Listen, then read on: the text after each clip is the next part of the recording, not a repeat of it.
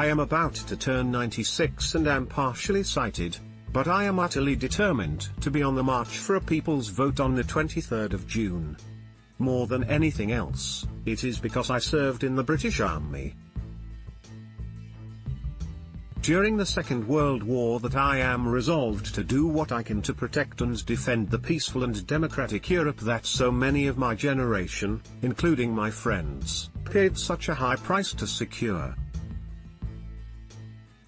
I fought in Burma in the Arakan and at Impel, before crossing the Irrawaddy on the 14th of February 1945.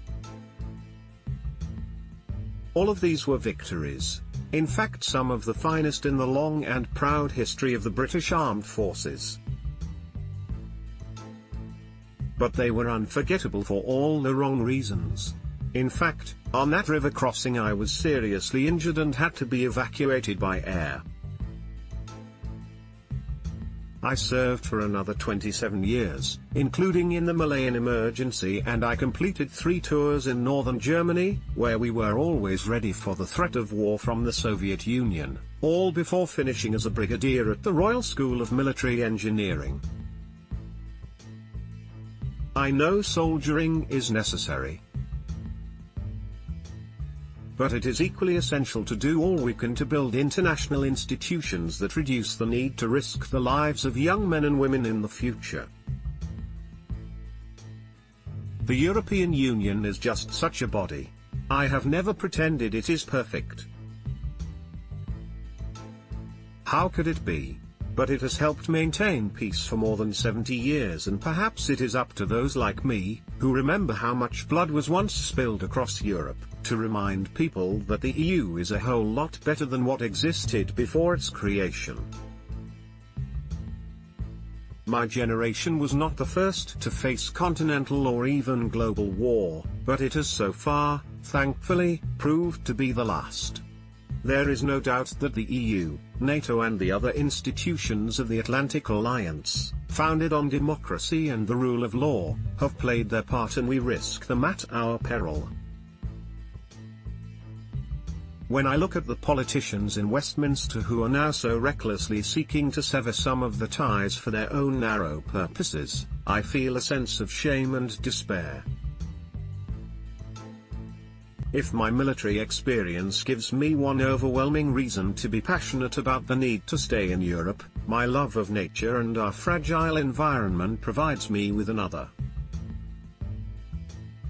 After I left the army, I went on to help run the Wildfowl and Wetlands Trust at Slimbridge. Migratory birds are as ignorant of human-imposed frontiers as is the pollution we pump into the sea and air. No political leader can control, or take back control, of the wind or the waves any more than King Canute could order back the tide. Fear that leaving the EU will see future governments walk away from our European-wide commitments to protect our environment, habitats and wildlife. John Murphy flies the European flag outside his home near the border village of Fork Hill, County Armagh. An abandoned shop is seen in Mullan, County Monaghan. The building was home to 4 families who left during the Troubles. The town was largely abandoned after the hard border was put in place during the conflict. Mullan has seen some regeneration in recent years, but faces an uncertain future with Brexit on the horizon. Mervyn Johnson owns a garage in the border town of Pettigo, which straddles the counties of Donegal and Fermanagh. I've been here since 1956. It was a bit of a problem for a few years. My premises has been blown up about 6 or 7 times. We just kept building and starting again, Johnson said, laughing. We just got used to it. The hard border, really, but now that it's gone, we wouldn't like it back again. Farmer Gordon Crockett's Coshquin farm straddles both Derry/Londonderry in the north and Donegal in the Republic. At the minute there is no real problem, you can cross the border as free as you want. We could cross it 6 or 8 times a day, said Crockett. If there was any sort of obstruction it would slow down our work every day. A defaced "Welcome to Northern Ireland" sign stands on the border in Middletown, County Armagh. Potter Brenda McGinn stands outside her Milan, County Monaghan, studio, the former James Boyle and Shoe factory, which was the main employer in the area until it shut down due to the Troubles. When I came back, this would have been somewhere you would have driven through and have been quite sad. It was a decrepit-looking village, said McGinn, whose Busy Bee Ceramics is one of a handful of enterprises restoring life to the community.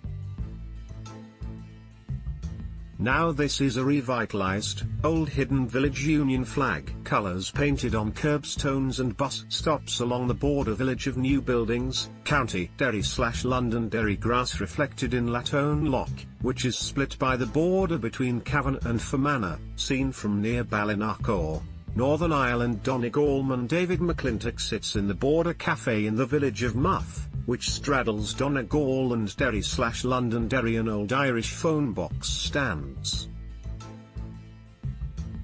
alongside a bus stop in the border town of Glaslock, County Monaghan. Billboards are viewed from inside a disused customs hut in Carrickcarnan, County Down, on the border with County Louth in the Republic. Seamus McQuaid takes packages that locals on the Irish side of the border have delivered to his business, McQuaid Auto Parts, to save money on postal fees, near the County Fermanagh village of Newton Butler.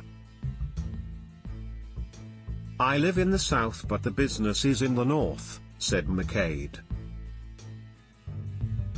I wholesale into the Republic of Ireland, so if there's duty, I'll have to set up a company 200 yards up the road to sell to my customers.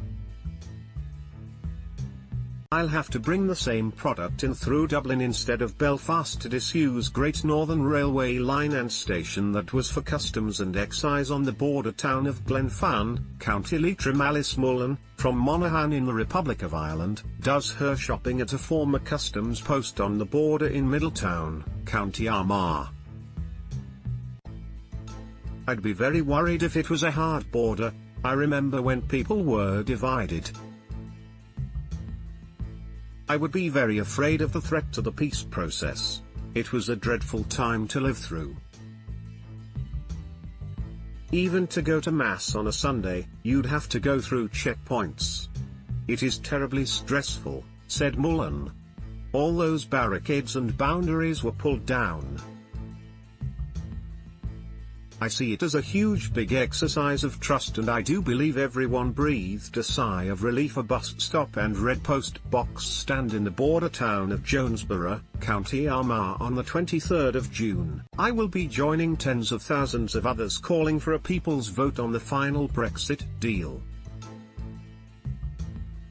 I am not looking for a rerun of the June 2016 referendum, but for something very different, a decision about whether the deal negotiated by the government to leave the EU is right for the country. My experience tells me that it will not be.